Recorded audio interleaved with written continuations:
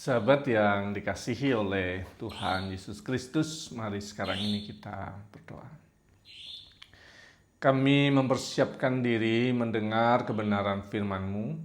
Nyatakanlah kebenaran sabdamu kepada kami. Kami mohon dalam nama Bapa, Putra, dan Roh Kudus. Amin. Sabda Tuhan terambil dari kitab Kejadian 18 ayat yang kelima. Aku akan mengambil sepotong roti supaya tuan-tuan segar kembali. Kemudian tuan-tuan boleh meneruskan perjalanan.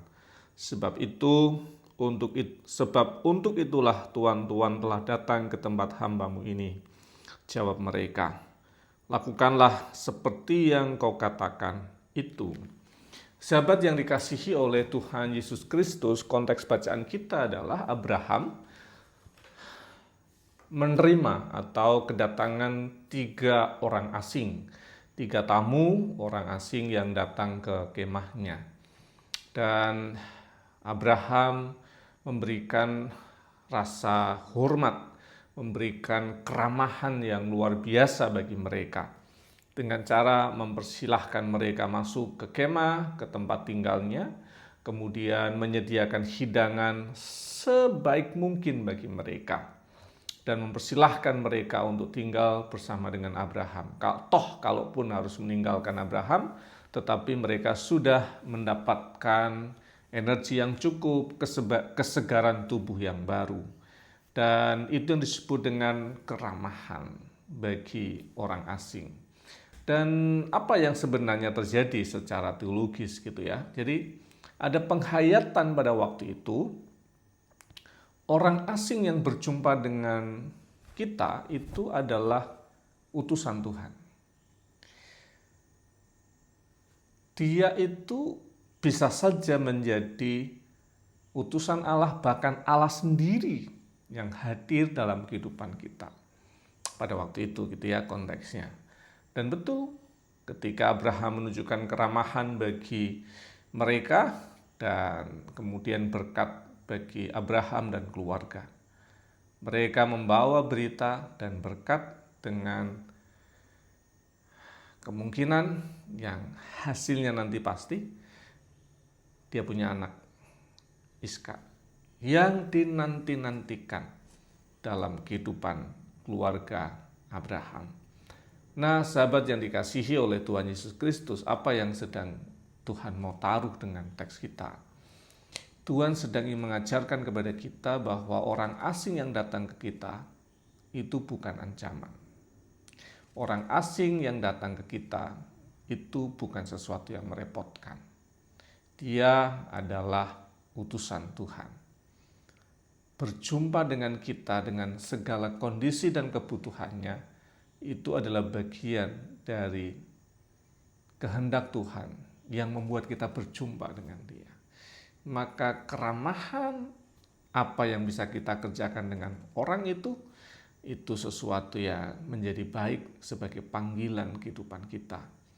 Jadi tugas kita itu bukan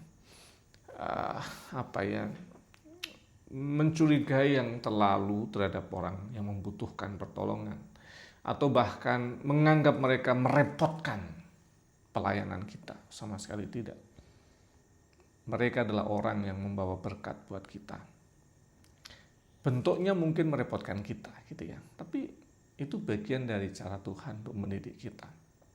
Dan kalau kita gunakan ini dalam kehidupan kita sehari-hari, orang-orang yang berlaku baik kepada siapapun itu dia punya kualitas hidup dan dia akan diberkati dengan cara Tuhan.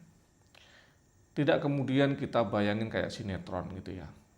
Kita berbuat baik, ternyata itu adalah CEO yang menyamar gitu. Nggak harus dengan dramatis begitu. Biasa saja. Kadang-kadang juga beri kebaikan pada siapapun, tidak ada hasilnya dari dia, bahkan cuma ngerepotin kita. Harusnya kita sadar, kita nggak repot gitu. Kita sedang mengerjakan bagian kita seperti apa yang Tuhan mau dalam kehidupan kita. Dan ini juga penting buat anak-anak muda ketika teman-teman itu mulai wawancara, pekerjaan, dan seterusnya. Ingat, HRD itu pasang CCTV dimanapun. Dan orang-orang yang peduli dengan lingkungan sekitarnya, ada sampah yang berserakan dia ambil dan dia masukkan ke dalam tempat sampah. Orang yang bercakap dan menolong orang yang membutuhkan di sekitarnya, semua terlihat. Itu kualitas hidup.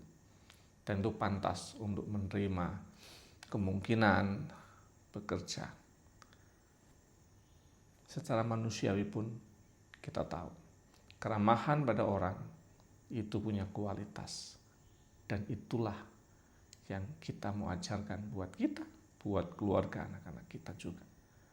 Kiranya Tuhan memberkati, dalam keramahan Tuhan kita jadi ramah untuk siapapun. Bahkan orang yang merepotkan kita, orang yang tidak menyukai kita, tetap ramah pada siapapun. Tuhan Yesus memberkati. Amin. Mari kita berdoa. Bapa kami yang di surga, dikuduskanlah namamu, datanglah kerajaanmu, jadilah kehendak-Mu di bumi seperti di surga. Berikanlah kami pada hari ini makanan kami yang secukupnya, dan ampunilah kami akan kesalahan kami, seperti kami juga mengampuni orang yang bersalah pada kami. Dan jangan bawa kami dalam pencobaan, tapi lepaskanlah kami daripada yang jahat. Karena Engkaulah yang punya kerajaan dan kuasa dan kemuliaan sampai selama-lamanya. Amin.